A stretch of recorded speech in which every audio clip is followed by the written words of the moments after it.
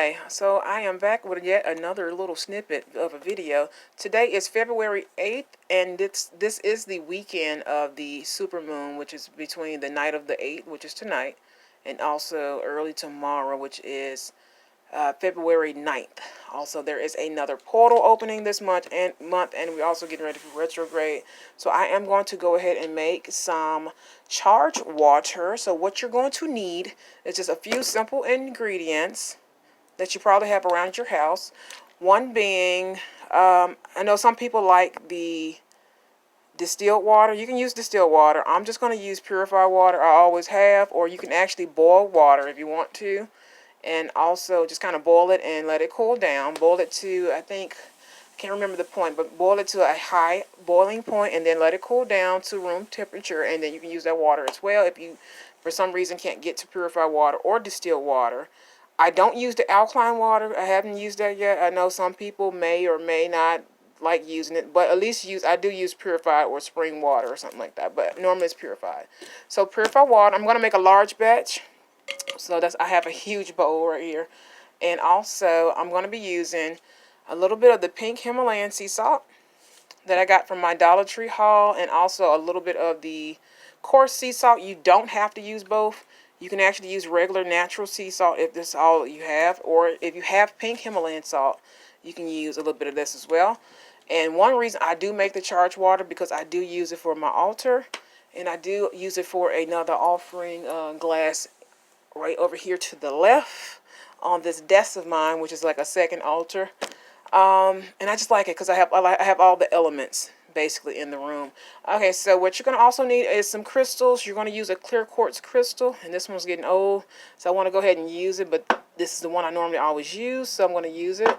It's already been cleansed and charged, and I'm also going to just put this in here. As long as you have a clear quartz crystal, you're fine. And a lot of the charged waters can be used, like I said, for offerings, also just to put on the altar as charged water. You can use it for blessing water, holy water. If you don't have Florida water, if I run out of Florida water, I have charged water. And you can use it for different spell work, spiritual practices, different rituals. You can use it for spiritual baths, whatever you kind of normally use it for, you can use it for. I normally have it for altar workings. I also use it to mix with the Florida water, because you can bless the water as well. So it's just really blessing water, charged water. So I'm going to also put this underneath the moonlight. It is a full moon. I normally do it on a new moon, but any full moon, new moon, I normally try to catch, especially a super moon like this. So especially if it rains. It's been raining here, so I'm not sure. I didn't check the weather. So hopefully if it does rain tonight, it'll have extra energy attached to it. So what you're going to do, you're going to go ahead and put your water in there. And I have a couple bottles here. I just grabbed 3 bottles, and hopefully we'll see how much it makes. So we have one bottle. That's 16.9 fluid ounces. And here's another one. And I'm going to open it.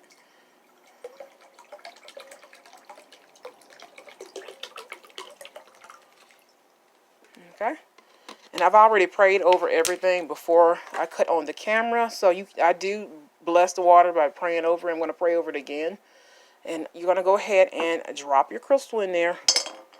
All right. You can put the sea salt in first, or you can drop the crystal. I'm just going to go ahead and I'm going to experiment with something. So I have my other crystals in here. And you're going to just sprinkle in some of the pink Himalayan sea salt. I probably put too much, but I got another bottle of water I'm going to put in here. So you have that.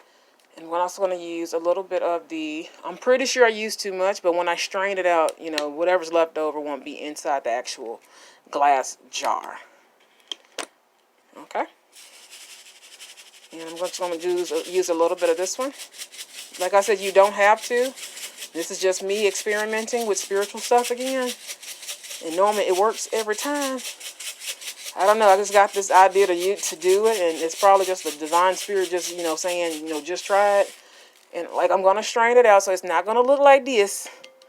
It's going to actually dissolve as I actually set it outside. It normally does. And like I said, this is a huge batch. This is a huge batch. Okay.